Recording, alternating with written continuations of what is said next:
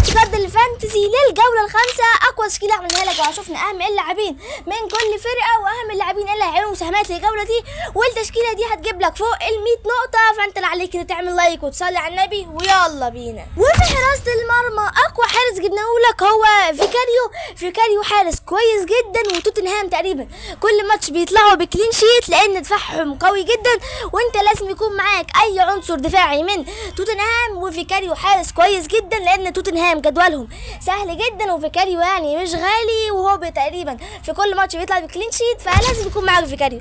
وتاني حارس جبناه هو بيتروفيتش حارس بورموس، هو الماتش ده عنده نيوكاسل، فهنحطه على الدكه للماتش ده، وهنعمل روتيشن بين فيكاريو وبيتروفيتش حارس كويس جدا، وجدوله هيبقى سهل بعد ماتش نيوكاسل، وبيطلع بكلين شيت كتير، ودول اقوى حراس.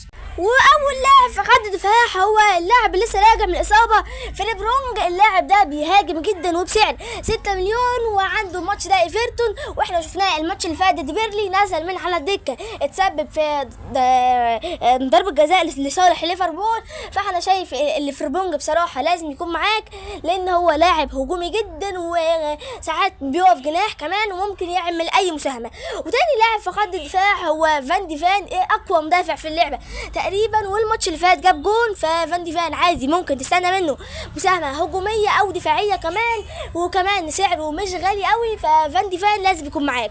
وتالت مدافع هو منوز، عنده ماتش ده وست هام، وانا شايف الوست هام دفاعهم ضعيف جدا، فمنوز ممكن يستغل الماتش ده ويساهم كمان، وعلى المدى البعيد برضو منوز مدافع قوي جدا وممكن يعمل لك اي مساهمه. ورابع مدافع هو اندرسون، المدافع بتاع فولهام، ده تقريبا اقوى مدافع بيقطع كرات في اللعبه، وانا شايف بصراحه اندرسون كل ماتش بيجيب نقاط للدفاعيه، فاندرسون لازم يكون معاك.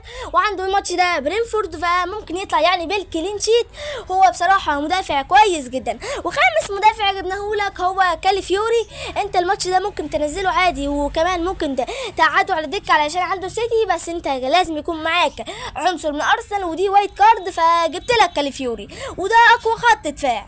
واول لاعب جاي جبناه في خط الوسط هو اللي لسه راجع من الاصابه الكولد بالمر، واحنا شفناه في الماتش اللي فات اول ما نزل من على الدكه سجل جون، وواضح ان هو هيرجع بفورمه كويسه جدا، فانت لازم يكون معاك بالمر. وعنده اليونايتد، فاليونايتد دفاعهم ضعيف جدا، فممكن بالمر يساهم من الماتش ده، وكمان بالمر على المدى البعيد ممكن يعمل لك اكيد مساهمات، لان ده اكيد كول بالمر وممكن يعمل اي مساهمه. وثاني لاعب هو سيمينيو، اللي احنا شفنا مستوى سيمينيو اللي هو رهيب جدا، وتقريبا مش بيفوت جوله غير لما يعمل حاجه، حتى لو اسيست او جول، وحتى جدوله هيبقى سهل جدا بعد ماتش نيوكاسل، فانت لازم بصراحه يكون معاك سيمينيو.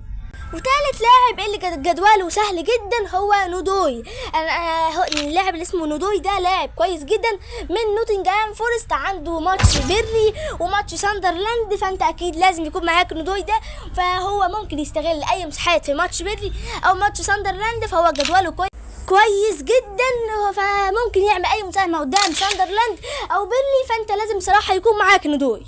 واللاعب الرابع اللي اتألق قدام مانشستر يونايتد هو جيرمي دوكو، احنا شفناه قدام مانشستر يونايتد جاله مساحات كتيره جدا، فهو ممكن يستغل المساحه دي، حتى في ماتش ارسنال ممكن كمان تلعبه اساسي، وهو لاعب بصراحه بيستغل المساحات جدا، والماتش اللي فات عمل اسيستين وهيبقى لاعب ديفرنشال جدا، فانا شايف بصراحه دوكو عنصر ديفرنشال جدا. واللاعب الاخير اللي جبناه علشان بس الميزانيه هو دي سوبري هال عنده ليفربول، ممكن عادي تقعده على الدكه، والماتشات الجايه هتبقى سهله، فممكن يعني تلعبه، هو لاعب برضو ديفرنشال جدا، وده اقوى خط وسط.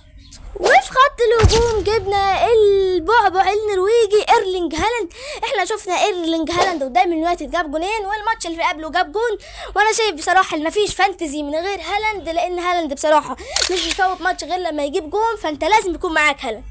واللاعب التاني هو جواو بيدرو، تقريبا اللاعب ده مش بيفوت ماتش غير لما يعمل اي مساهمه، وعنده مانشستر يونايتد، فممكن يسجل في الماتش ده، لان مانشستر يونايتد دفاعهم ضعيف جدا، وهو على المدى البعيد هينفع معاك جدا، لانه بصراحه مهاجم جبار، فانت لازم يكون معاك جواو بيدرو. والمهاجم الاخير هو الصفقه الجديده فولتامادا، احنا شفنا فولتامادا في اول ماتش ليه جاب جون، وواضح لو بصراحه هيبقى لاعب كويس جدا وعنصر ديفرنشال جدا ليك في الهجوم، ففولتامادا بصراحه بصراحه عنصر كويس جدا وهتجيله مساحات في ماتش بورموس.